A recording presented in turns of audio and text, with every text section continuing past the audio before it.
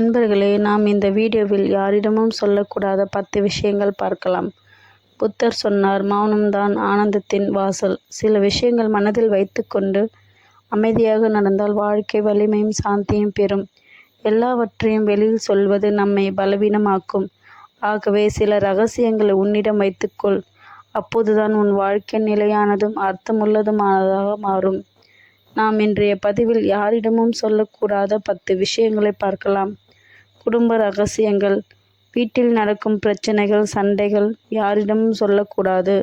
ஒரு சீடன், குருவே, வீட்டில் சண்டை நடந்தால் நண்பர்களிடம் சொன்னால் மனசு லேசாக ஆகிறது. புத்தர், ஒரு பானையை காட்டி அதில் உள்ள நீரை வெளியே ஊற்றினால் மற்றவர்கள் அதில் மண் கலப்பார்கள். மூடி வைத்தால் சுத்தமாக அது உனக்கு பயன்படும். அதேபோல் குடும்ப ரகசியங்கள் உன் வீட்டில் தானே இருக்க வேண்டும். 2.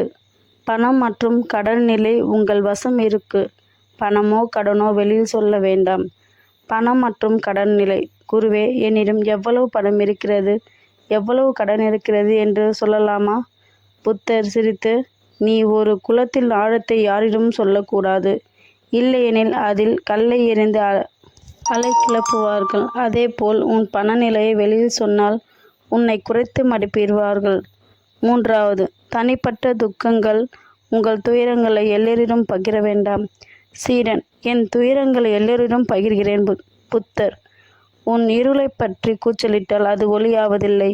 உன் உள்ளத்தில் தியானம் செய்தால் தான் ஒளி பிறக்கும். துக்கத்தை அனைவரிடம் சொன்னால் அது பெருகும். மௌனத்தை பார்த்தால் அது குறையும். 4. அன்பு உறவுகள். தனிப்பட்ட உறவு விஷயங்களை வெளியில் பேசக்கூடாது. ஒரு சீடன் தன் காதலை பற்றி கூறினான். புத்தர், மொட்டைப்பூ முன்னதாக பிறரிடம் காட்டினால் அது வாடிவிடும். பூவை அமைதியாக பாதுகாத்தால் தான் அது மனம் தரும். அதேபோல் உன் உறவுகளை மௌனத்தில் காப்பாற்று. 5. தன்னுடைய குறைகள், உன்னுடைய பலவீனங்களை எல்லோரிடம் கூறிவிடாதே. சீடன், குருவே, என் பலவீனங்களை எல்லோரிடம் சொல்கிறேன். புத்தர், காட்டு வழியில் பயணி தன் பலவீனத்தை காட்டினால் கள்வன் அதை பயன்படுத்தி விடுவான்.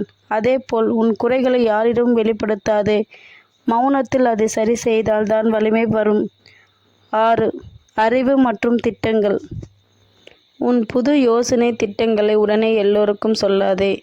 சீடன், நான் புதிய திட்டங்களை சொல்கிறேன், பிறர் சிரிக்கிறார்கள். புத்தர், விதையை உடனே தோண்டி பார்த்தால் அது செடியாவதில்லை. அதை மண்ணில் மறைத்து வளர்த்தால் தான் மரமாக மாறும்.